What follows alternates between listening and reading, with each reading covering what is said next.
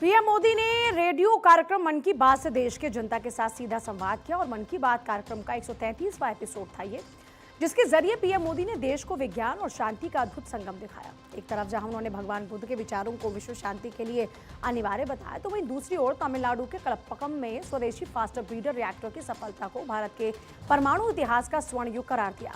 PM Modi ने गर्व के साथ बताया कि हमारा सिविल न्यूक्लियर प्रोग्राम अब खेती, स्वास्थ्य और ऊर्जा के क्षेत्र में आत्मनिर्भरता का नया अध्याय लिख रहा है।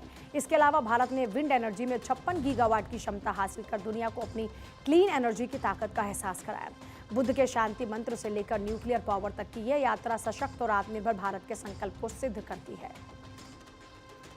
मेरे प्यारे देशवासियों, मन की बात में आज मैं एक ऐसी शक्ति की बात करना चाहता हूं जो अदृश्य है, लेकिन जिसके बिना हमारा जीवन एक पल भी न चले। यही ताकत भारत को आगे बढ़ा रही है। यह हमारी पवन शक्ति है। हमारे प्राचीन ग्रंथों में कहा गया है, वायुर्वा इति व्यष्टि वायुर्वै समष्टिः, अर्थात वायु सिर्फ एक तत्व नहीं है, यह जीवन की ऊर्जा है, यह समष्टि की शक्ति है। साथियों, आज यही पवन शक्ति भारत के विकास की नई कहानी लिख रही है। भारत ने हाल ही में पवन ऊर्जा यानी विंड एनर्जी में बड़ी उपलब्धि हासिल की है। अब भारत का wind energy generation capacity 56 gigawatt से अधिक हो चुकी है। पिछले एक साल में ही करीब 6 गीगावाट नई क्षमता जुड़ी है। विंड एनर्जी में भारत तेजी से आगे बढ़ रहा है और दुनिया भी हमारी तरफ देख रही है। अपने संबोधन में पीएम मोदी ने कहा कि भगवान गौतम बुद्ध का जीवन संदेश आज भी उतना ही प्रासंगिक है। उन्होंने सिखाया कि शांति हमारे अंदर से शुरू होती है और खुद पर विजय ही सबसे बड़ी जीत है। उन्होंने कहा, जब दुनिया तनाव और संघर्षों से गुजर रही है तो ऐसे वक्त में बुद्ध के विचार और भी ज्यादा महत्वपूर्ण हो गए। प्रधानमंत्री ने कहा कि दक्षिण अमेरिका के चिली में एक संस्था भगवान बुद्ध के विचारों को आगे बढ़ा रही है, जो लद्दाख में जन्मे ड्रुपोन ओजेर रिनपोचे के मार्गदर्शन में काम कर रही है। ये संस्था ध्यान और करुणा को लोगों के जीवन से जोड़ रही है, जबकि कोची गुआज घाटी में बना स्तूप लोगों को शांति सुकून का अनुभव करता है। साथियों, दक्षिण अमेरिका के चिली में एक संस्था भगवान बुद्ध के विचारों को आगे बढ़ा रही है। लद्दाख में जन्मे ड्रपोन ओजेर रिनपोचे के मार्गदर्शन में काम हो रहा है। यह संस्था ध्यान और करुणा को लोगों के जीवन से जोड़ रही है। कोची गुआज घाटी में बना स्तूप लोगों को शांति का अनुभव कराता है। वाकई यह देखकर गर्व होता है। भारत की प्राचीन धारा दुनिया तक पहुंच रही है। दूर दराज के लोग भी इससे जुड़ रहे हैं। साथियों, बौद्ध परंपरा हमें प्रकृति से जुड़ना भी सिखाती है। भगवान बुद्ध को ज्ञान एक वृक्ष के नीचे मिला था। प्रकृति हमारे जीवन का अभिन्न हिस्सा है। देश में भी ऐसे प्रयास हो रहे हैं। कर्नाटका में कर्मा मोनेस्ट्री इसका अच्छा उदाहरण है। यह मठ एक जीवंत वन क्षेत्र है जो 100 एकड़ में फैला है। मन की बात के 133वें एपिसोड में प्रधानमंत्री मोदी ने नेताजी सुभाष चंद्र बोस को भी याद किया। इस दौरान उन्होंने कहा कि देश में 23 जनवरी यानी नेताजी सुभाष चंद्र बोस की जयंती से लेकर 30 जनवरी यानी महात्मा गांधी की पुण्यतिथि तक गणतंत्र उत्सव मनाया जाता है। उन्होंने बताया कि इस उत्सव का एक अहम हिस्सा बीटिंग रिट्रीट समारोह है और उसके पीछे एक विशेष कारण भी। पीएम मोदी ने बताया कि यह समारोह विभिन्न ब्रांड्स के जरिए देश के विविध संगीत परंपराओं को प्रस्तुत करता है और पिछले कुछ सालों में इसमें भारतीय धुनों का समावेश बढ़ा, जिसे लोगों ने काफी पसंद किया। उन्होंने इस साल के बीटिंग रिट्रीट को खास बताया और कहा कि वायुसेना, थल सेना, नौसेना और सीएपीएफ के बैंड्स ने शानदार प्रदर्शन किया।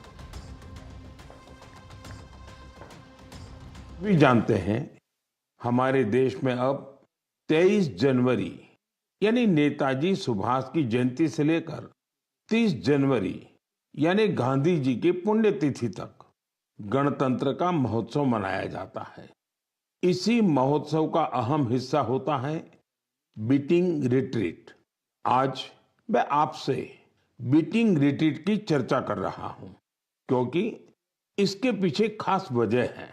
साथियों, आपने देखा होगा यह समारोह अलग अलग बैंड्स की विविध संगीत परंपराओं को दर्शाता है। बीते कुछ सालों से इसमें भारतीय संगीत का समावेश बढ़ा है और ये देश के लोगों को भी बहुत पसंद आ रहा है। इस साल की बीटिंग रिट्रीट सेरेमनी भी बहुत यादगार रही थी। एयरफोर्स, आर्मी, नेवी और सीएपीएफ के बैंड्स ने बहुत ही अच्छी परफॉर्मेंस दी थी। साथियों, शानदार म्यूजिक के साथ साथ जानदार फॉर्मेशंस का ये कार्यक्रम सबका ध्यान खींचता है। पीएम मोदी ने अपने कार्यक्रम में कच्छ के रण की धरती का जिक्र किया। बताया कि बारिश का मौसम खत्म होते ही ये धरती जीवंत होती है, जहां हर साल लाखों फ्लेमिंगो पक्षी आते हैं और पूरा इलाका गुलाबी रंग में रंग जाता है। इसलिए इसे फ्लेमिंगो सिटी कहा जाता है। ये पक्षी यहीं घोंसले बनाते हैं, अपने बच्चों को बड़ा करते हैं, जबकि कच्छ के लोग इन्हें लाखा जी के बाराती कहते हैं। उन्होंने कहा कि अब ये बाराती कच्छ में पर्यावरण संरक्षण के एक सुंदर प्रतीक बन चुके हैं। पिछले कुछ वर्षों में देश के अलग अलग हिस्सों से प्रकृति के संरक्षण की प्रेरक कहानियां सामने आई हैं। ये कहानियां हमें उम्मीद देती हैं और गर्व से भर देती हैं। मैं मन की बात के श्रोताओं से कुछ उदाहरण साझा करना चाहता हूं। इनको सुनकर आपका मन प्रसन्न हो जाएगा। पहले बात कच्छ के रण की।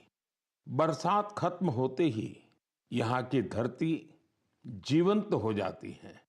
हर साल लाखों फ्लेमिंगो यहाँ आते हैं, पूरा इलाका गुलाबी रंग से रंग जाता है। इसलिए इसे फ्लेमिंगो सिटी कहा जाता है। ये पक्षी यहीं घोंसले बनाते हैं और अपने बच्चों को बड़ा करते हैं। कच्छ के लोग इन्हें लाखा जी के बाराती कहते हैं।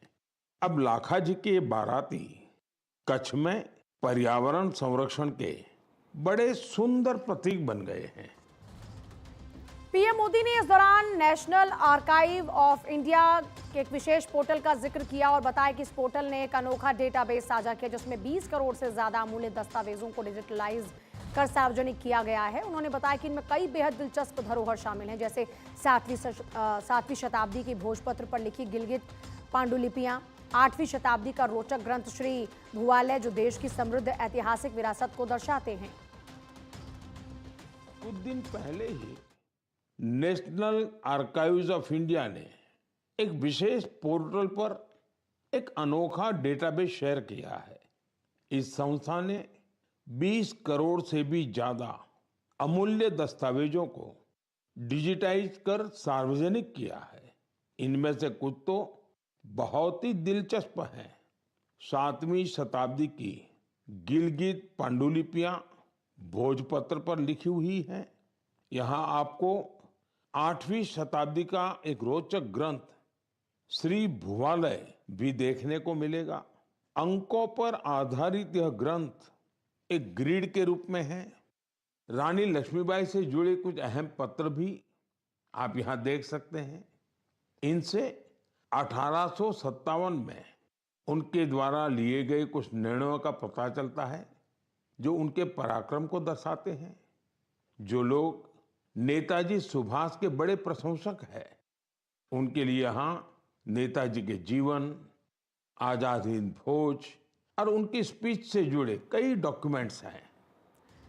मन की बात कार्यक्रम का प्रसारण आकाशवाणी और दूरदर्शन के पूरे नेटवर्क पर किया जाता है। इसके अलावा news on air app, YouTube channels के जरिए भी इसे लाइव देखा और सुना जाता है।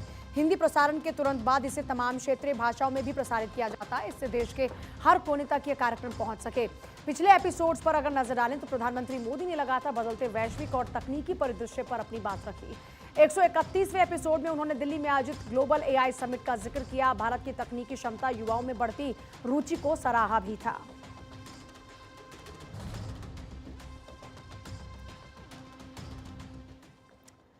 और आइए तस्वीर आपको दिखाते हैं कोलकाता की। कोलकाता की सड़कों पर प्रधानमंत्री मोदी को लेकर उत्साह देखने को मिल रहा है।